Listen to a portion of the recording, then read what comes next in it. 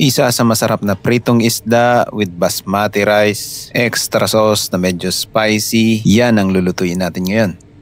Mix lang natin ang coriander powder, chili powder, turmeric powder, garam masala, pamintang durog, mantika, grated garlic.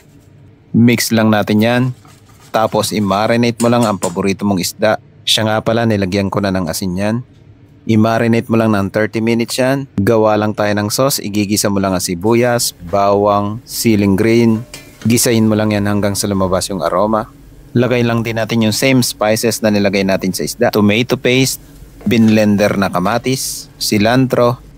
Mix lang natin yan hanggang sa lumapot at maluto. Tapos lalagyan lang natin ng butter. Mix lang natin yung konti hanggang sa matunaw at okay na yan. Magsaing lang tayo ng basmati rice. Hinugasan ko lang yan at binabad ko ng 30 minutes. Lagyan lang natin ng hot water, dahon ng laurel, cinnamon stick, cardamom, cloves, chicken cube, turmeric powder.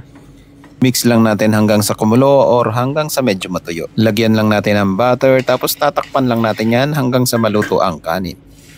Tapos prituhin lang natin yung isda hanggang sa maging crispy. At luto na ang ating basmati rice. Tignan mo naman kung gaano kasarap yan.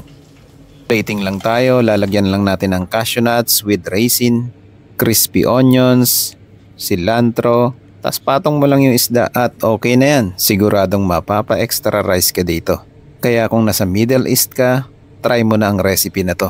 Yun lang, maraming salamat. See you in my next cooking trip ko.